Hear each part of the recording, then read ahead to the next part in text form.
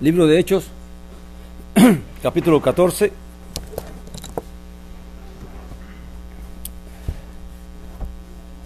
Una de las cosas que podemos percibir en la Escritura es el hecho de que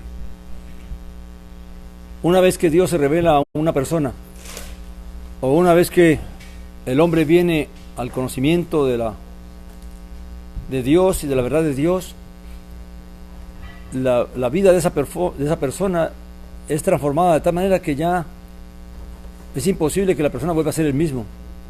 Cuando realmente el conocimiento de Dios permea su vida, penetra su corazón y su vida, la persona no vuelve a ser la misma. Amén. Y es el conocimiento de Dios que cada día la persona adquiera lo que realmente va a fortalecer su fe de tal manera de que va a poder perseverar y va a poder anhelar cada día caminar con Dios y hacer la voluntad de Dios. Amén. Eso es lo que vemos que ocurrió en la vida de Saulo, de Pablo. Cómo esa revelación que tuvo Saulo de nuestro Señor cambió completamente su vida, transformó completamente su vida de tal manera de que ya él no pudo volver a ser el mismo. Amén. Y realmente se decidió consagrarse a esa manifestación de Dios, a esa revelación que Dios le había concedido. Amén. En el capítulo 14 continuamos leyendo y conociendo acerca de todo el proceso de llevar el mensaje a diferentes lugares, a diferentes regiones de Asia, amén, y de todo lo que era el contorno del Mediterráneo. Y dice que, capítulo 14, aconteció en Iconio que entraron juntos en la sinagoga de los judíos y hablaron de tal manera que creyó una gran multitud, tanto de judíos como de griegos. Pero los judíos que desobedecieron, o que no creyeron, incitaron y contaminaron las mentes de los gentiles contra los hermanos, o sea, contra los creyentes. A pesar de ello, permanecieron allí mucho tiempo, hablando osadamente con el apoyo del Señor, dando Elohim, o dando Dios testimonio a la palabra de su gracia, y concediendo que por sus manos se hicieran señales milagrosas y prodigios. Y la población de la ciudad se dividió, unos estaban con los judíos y otros con los discípulos, con los apóstoles. Pero al surgir un intento de gentiles y judíos junto con sus gobernantes para maltratarlos y apedrearlos, se enteraron de ello y huyeron a Listra y a Derbe, ciudades de Licaonia y a la región circunvecina, y allí se quedaron proclamando el Evangelio.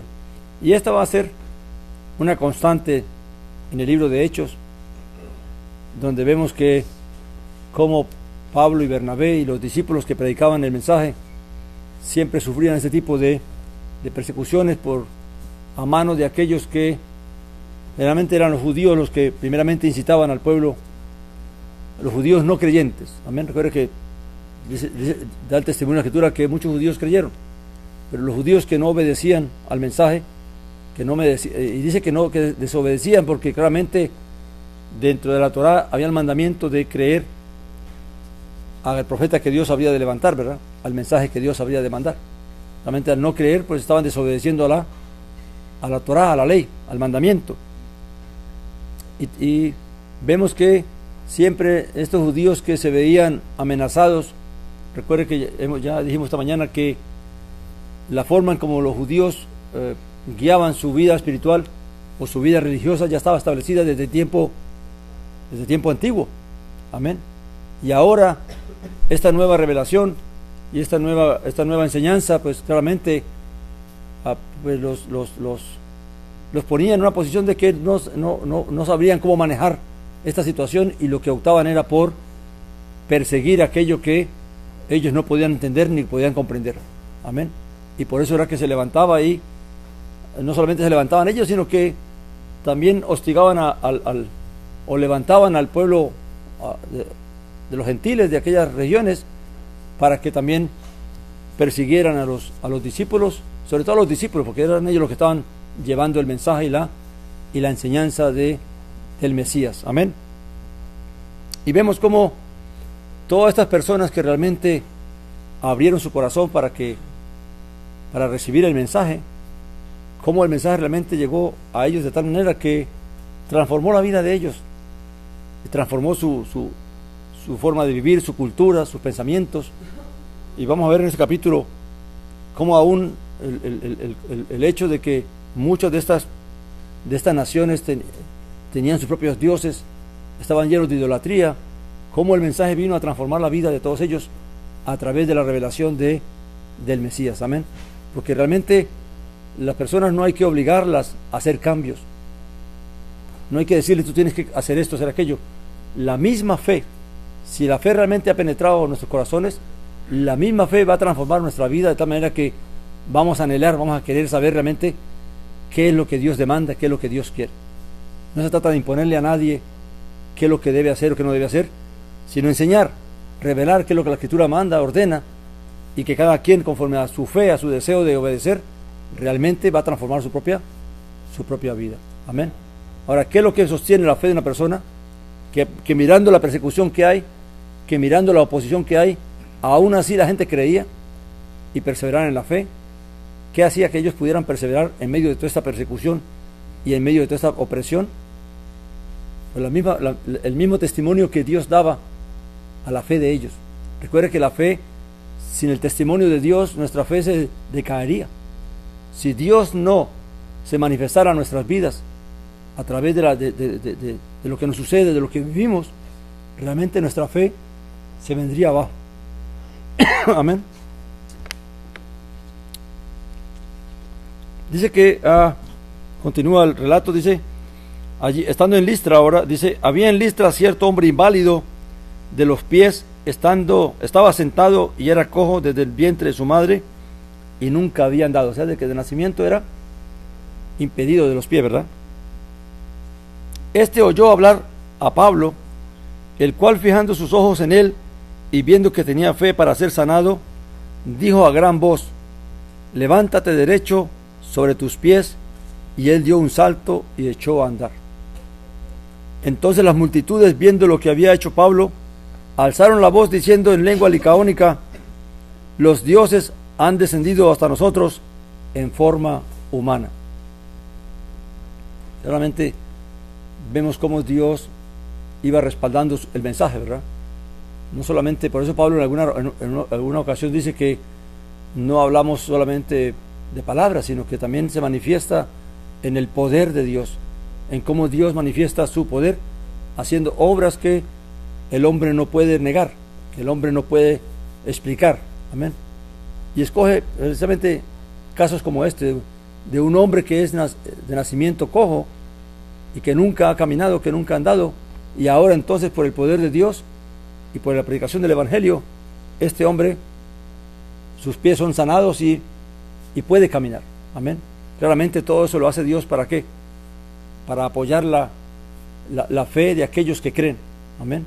Y también para que los oídos de aquellos que aún no han oído, y cuando escuchen, pues realmente estén dispuestos a oír. Amén. Porque vemos aquí que se nos presenta otra situación, que ya no solamente la oposición y la persecución de los judíos que no creían, sino que ahora vemos que va contra la misma cultura de estas naciones donde el mensaje era predicado. Y la cultura era que pues tenían su creencia acerca de los dioses y de los semidioses. Recuerde que la cultura griega y la cultura romana está llena de cosas míticas donde los dioses se mezclaban con los humanos y nacían semidioses y todo esto, y esta imagen es la que ahora tienen estas personas allí, de que los dioses habían tomado forma humana y ahora se estaban manifestando. Y dice que y a Bernabé llamaban Zeus, versículo 2 estoy, y a Pablo Hermes, porque llevaba la palabra. Y el sacerdote de Zeus, cuyo templo está delante de la ciudad, recuerda que los templos quedaban afuera de las ciudades, dice, trajo toros enguirnaldados delante de las puertas y quería ofrecer sacrificios juntamente con el pueblo. O sea, era su religión, era su creencia, y por lo tanto pues querían ofrecerle sacrificios a Pablo y a Bernabé. Amén. Y dice que, pero cuando los apóstoles Bernabé y Pablo lo oyeron, se rasgaron el manto y se lanzaron en medio del gentío gritando y diciendo: varones, ¿por qué hacéis estas cosas?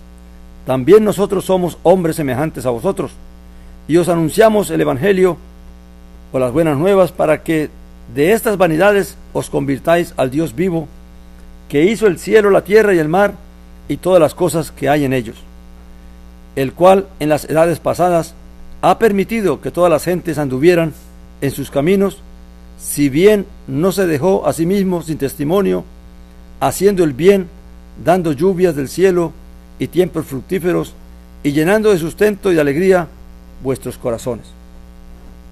Ahora Pablo trata de aplacar a esta gente, haciéndoles ver primeramente que en realidad ellos no son dioses, que son hombres normales como lo eran ellos.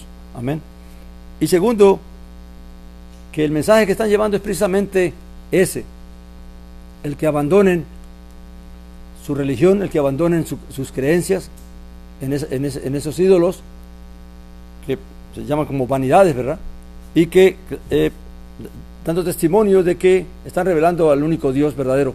Una de las cosas que tenía el israelita para diferenciar al Dios de Israel de los demás Elohim, de los demás dioses, es que siempre establecía un precepto que está en los profetas. El Dios de Israel es el Dios creador de los cielos y la tierra y de todo lo que en ellos hay. Claramente eso deja por fuera cualquier otro Dios. Y otra cosa que explica Pablo allí es el hecho de que, ahora, realmente la fe que es revelada en la Escritura, la fe del Dios de Israel, conlleva a creer de que todo lo que existe fue creado de la nada. Amén. Y aun cuando la ciencia se levante y se opone a tratar de explicar de otra manera todo esto, nosotros creemos por la fe que es como está escrito. Amén. Que Dios hizo todo lo que hoy se ve de la nada. Amén.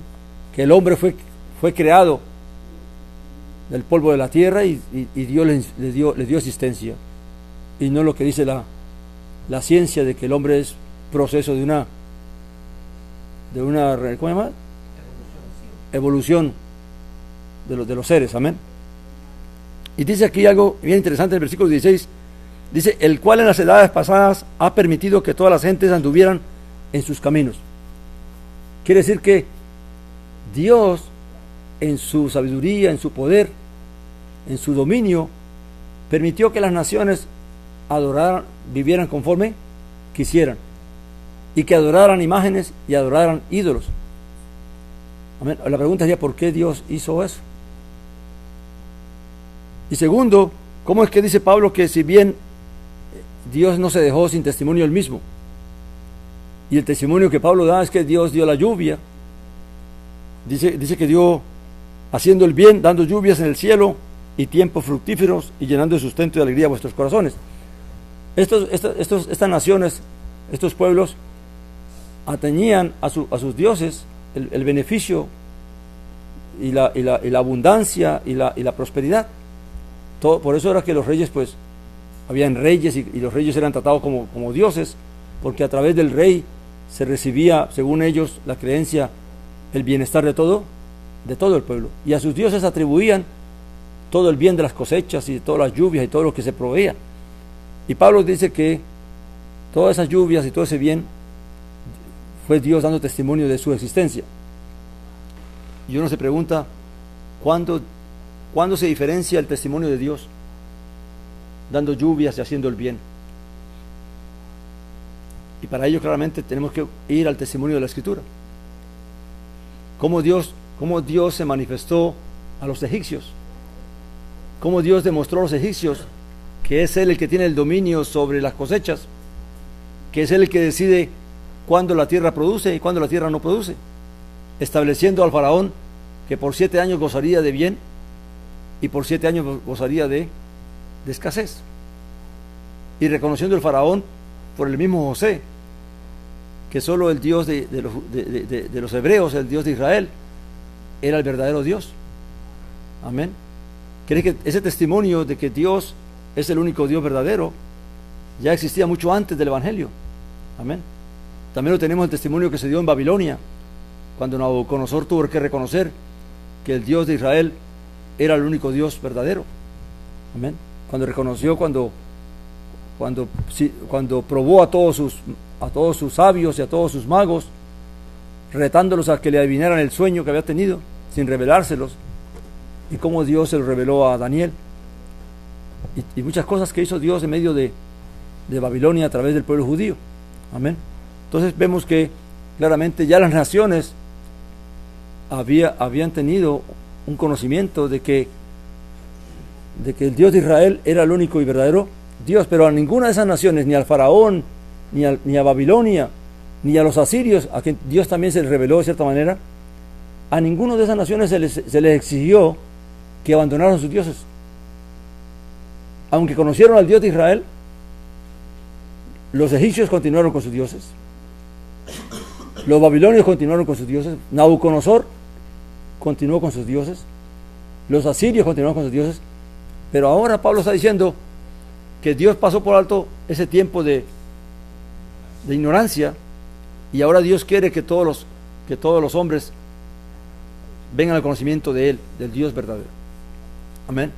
Claramente, para eso, creo que estas palabras fueron pocas de lo que Pablo tuvo que explicar y de lo que Pablo enseñaba.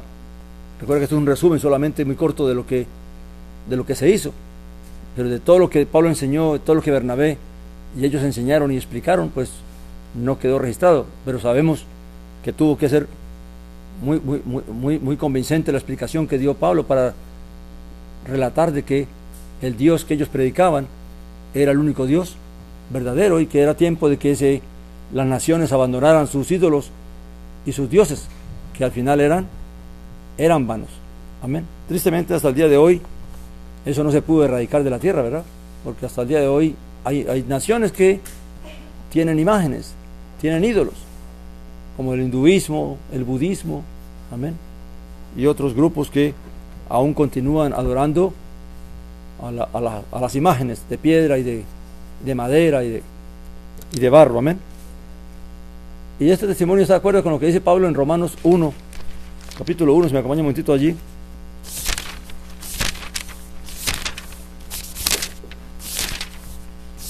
¿Qué fue lo que pasó? Si Dios se reveló a Noé, y si de Noé y de sus 3 hijos vino toda la descendencia que hoy hay, ¿cómo es que los hombres se apartaron del conocimiento del Dios verdadero, del conocimiento del Dios de Noé y de sus hijos?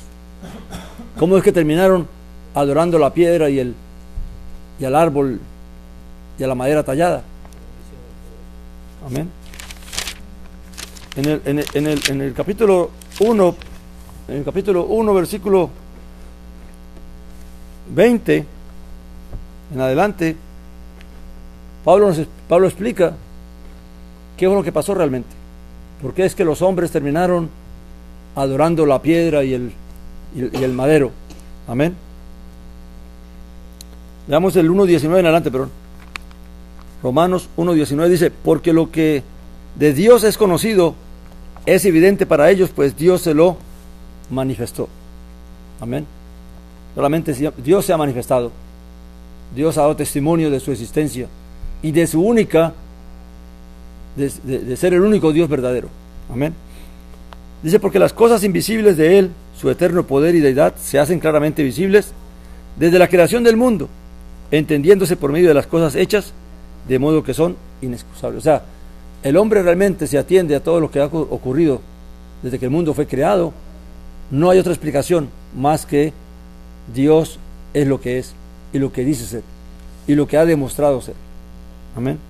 Dice: porque habiendo conocido a Dios, y aquí ya le corresponde a los hombres, no lo glorificaron como a Elohim o como a Dios, ni le dieron gracias, sino que se entregaron a vanas ¿qué? Especulaciones, y su necio corazón fue entenebrecido. O sea, el hombre se puso a ¿qué? En vez de glorificar a Dios y dar gloria a Dios, se puso fue a especularizar con las cosas de este mundo. Amén. Dice: alegando ser sabios, se hicieron ¿qué? Necios, y cambiaron la gloria del Dios incorruptible en semejanza de imagen de hombre corruptible, de aves, de cuadrúpedos y de reptiles. Por esto Dios los abandonó en las concupiscencias de sus corazones a la inmundicia, para que deshonraran sus propios cuerpos entre sí. Quiere decir que en la medida que el hombre, en vez de glorificar a Dios, decidió especular,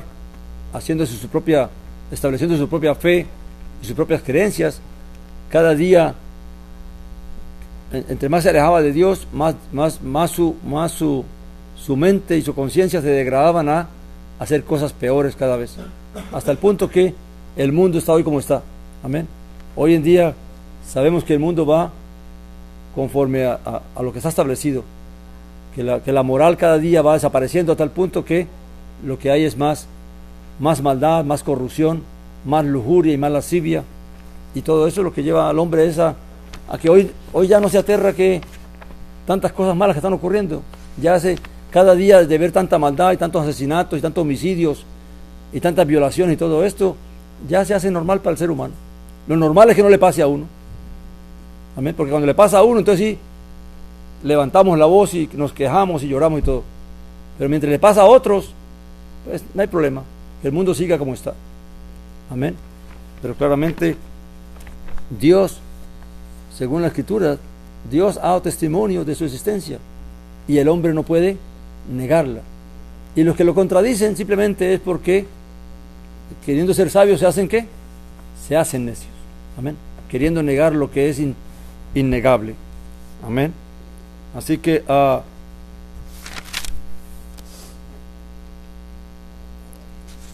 dice el 18, volvamos al libro de Hechos, capítulo 14 y 18.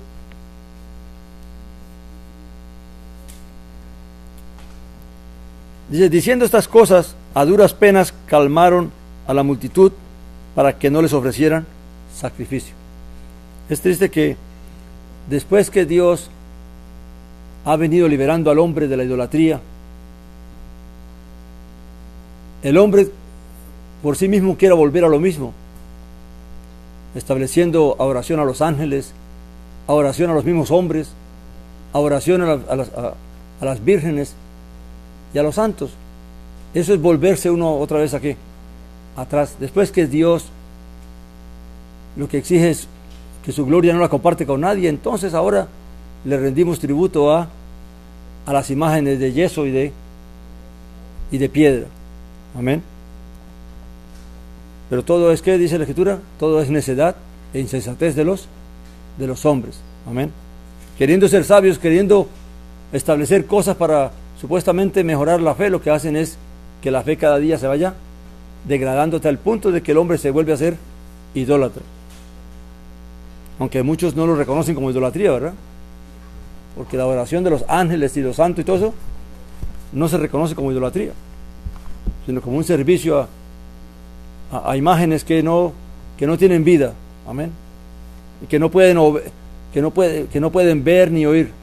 Y uno se pregunta, si la misma Escritura está en contra de rendirle culto, de rendirle servicio a una imagen que no puede ver ni oír, ¿cómo el ser humano, después de conocer la revelación de Dios y de la gracia de Dios y del poder de Dios, vuelve a recurrir a imágenes que si no las mueve no se pueden mover, y que sabes que no te pueden oír? Porque ¿de qué sirve la imagen de una mujer o de un hombre si no te puede oír? Amén. Pero todo es parte de la misma necedad. Dice, pero llegaron, el 19 dice, pero llegaron unos judíos de Antioquía y de Iconio, o sea que lo vinieron persiguiendo, y después de persuadir a las turbas, a la gente, a las multitudes, apedrearon a Pablo y lo arrastraron fuera de la ciudad, dándolo por muerto.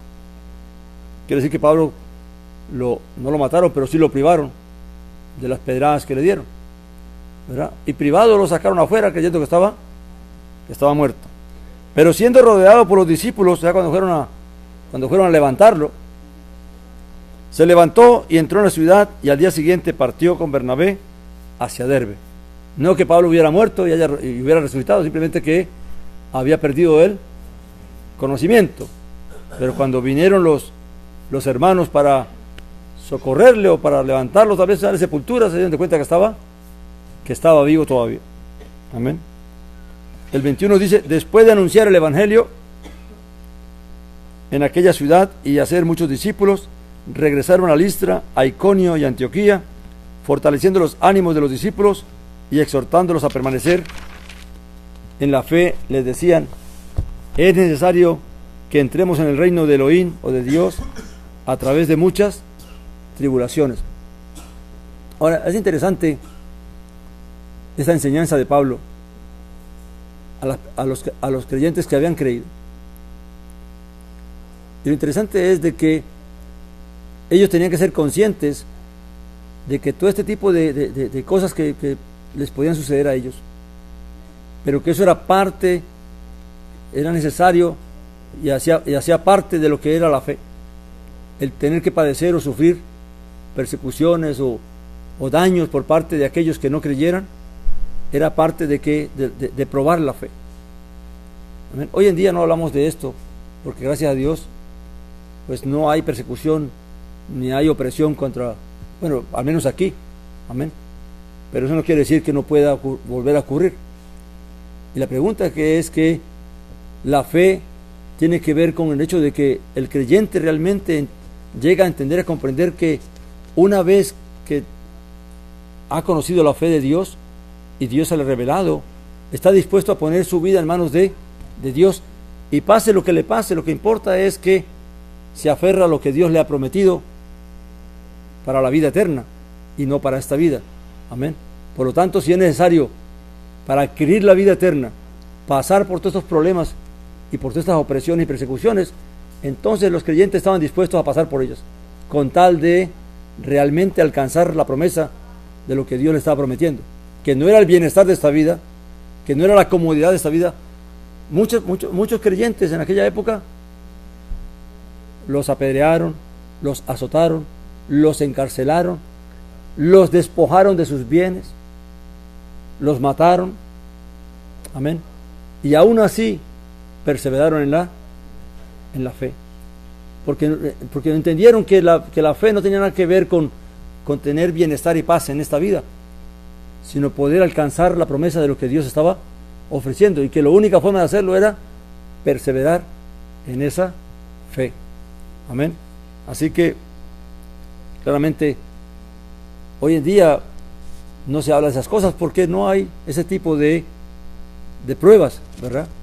Y por eso es que hoy, para mantener al pueblo aferrado a la fe, tenemos que hablarle de lo contrario, de que Dios lo que quiere es bendecirnos y prosperarnos y concedernos todos los éxitos y todos los deseos que tenemos en nuestro corazón. Amén. Pero claramente eso no tiene nada que ver con lo que realmente tiene que ver con la realidad de la fe, de que si la fe es necesario ser probada, va a ser probada, y que cada quien debe entender de que lo que importa no es lo que suceda conmigo en esta vida, sino que lo que voy a obtener y lo que Dios me está prometiendo. Amén.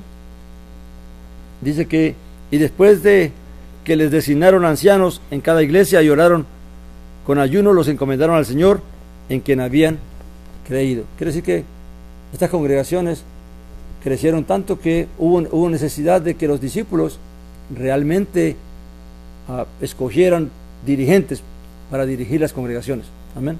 Claramente esto no fue señalado, no era señalado porque uno quería escoger a alguien, sino que por medio de la oración y el ayuno el Señor iba revelando quiénes eran los que realmente cualificaban para, o demostraban por su fe, poder realmente estar al frente de las congregaciones. Recuerde que el propósito de estos líderes era poder mantener la fe de la congregación, poder edificar la fe, poder exhortar y fortalecer la fe de aquellos que habían creído. Ese era el propósito de ellos, y sabiendo de que los tiempos eran difíciles, que no era nada fácil, sino que se corría el riesgo hasta de perder la vida. Así que era de ellos el deber de fortalecerlos y guiarles en la fe y ayudarles a permanecer en esa fe y que no volvieran atrás. Amén. Luego terminamos el capítulo diciendo que el 24 dice: pasando por Pisidia, atravesaron Panfilia, y después de hablar la palabra en Pergue, bajaron a Atalía. De allí navegaron a Antioquía, donde habían sido encomendados a la gracia de Dios por la obra que habían cumplido. Cuando llegaron y reunieron a la iglesia, les informaron de todo lo que Dios había hecho con ellos y cómo había abierto a los gentiles la puerta de la fe, y se quedaron con los discípulos no poco tiempo. Y allí termina lo que es el primer viaje misionero de Saulo por toda la región de Asia. Amén. Claramente que el testimonio que trajeron fue cómo Dios se había glorificado a pesar de la oposición que habían tenido por parte de los judíos y por parte de los gentiles, y cómo Dios también había prosperado la obra de ellos. Amén. Tristemente, hoy en día, en toda esa región, es muy poco el cristianismo que hay. Lo que impera hoy en día en todas esas regiones es más que todo el Islam, ¿verdad? Recuerde que el Islam vino 600 años después, y todo lo que el cristianismo había conquistado en esa área, el Islam lo borró. ¿Amén? Y hasta el día de hoy, tristemente, muchos cristianos sufren a manos del Islam, ¿verdad? De cómo hasta la muerte sufren, hasta la cárcel sufren. Amén. Pero la verdad que nosotros debemos estar agradecidos de Dios de que por una parte uno no sabe si es bendición o no es bendición el no sufrir esas cosas, porque una cosa está comprobada dentro de la fe, que entre más persecución y más oposición hay, la gente más se aferra a su fe. Pero cuando hay demasiada libertad y demasiado bienestar, la gente tiende a relajarse, la gente tiende a apartarse, y la gente tiende a contaminarse con lo que el mundo lo rodea. Amén. Por eso es que tanta paz y tanto bienestar a veces no es tan bueno. Amén. Lo que hace es que uno se relaje y tienda a apartarse un poco de la fe. Amén. Pero cuando viene, ¿por qué la fe fue tan fuerte en todos estos tiempos? Porque fueron tiempos donde la gente debió probar su fe, y realmente la misma persecución. Fíjese cómo obra Dios, cómo es la sabiduría de Dios. Que la gente, viendo la persecución y la opresión, más se aferran a lo que Dios les ha concedido, a lo que Dios les ha revelado. Más se aprecia, más se valora. Amén. Y uno puede ver cómo es que Dios obra en una persona para cambiar y para perseverar. Que a pesar de lo que se presente, cómo Dios hace que esa persona se fortalezca de tal manera de que prefiera renunciar a su vida antes que renunciar a su fe. Y para eso es que uno estudia la Escritura.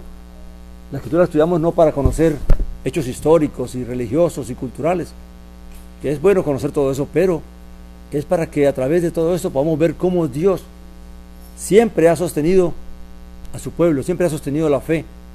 Cómo Dios puede hacer que mi fe realmente cada día se aferre a Él y se fortalezca en Él, a pesar de cualquier situación que uno puede vivir. Cómo Dios nos enseña que no es esta vida lo que importa, de cómo yo vivo en esta vida, que lo que importa es que yo alcance esa promesa, que al final de mi vida mi fe salga en alto, y no que tristemente al final de mi vida mi fe se haya contaminado o mi fe se haya apartado de lo que es la verdad y lo que es la bendición que Dios me ha dado. Amén. Y tristemente hoy en día, por la misma mala enseñanza que hay de tanto bienestar y de tanta prosperidad, hace que mucha gente busque más al mundo y anhele más el bienestar del mundo que lo que realmente Dios está ofreciendo. Amén. Así que el Señor nos ayude a perseverar en Él y a confiar en Él cada día más, y que viviendo en esos tiempos donde no sufrimos ninguno de estos males, pues que Dios nos dé también sabiduría para apartarnos de todo aquello que no conviene y que lo que hace es contaminar nuestra vida. Que seamos sabios y entendidos para realmente pensar en lo que agrada a Dios y en lo que sirve a Dios, y no nos dejemos contaminar por el pensamiento y la vanidad de este mundo. Amén.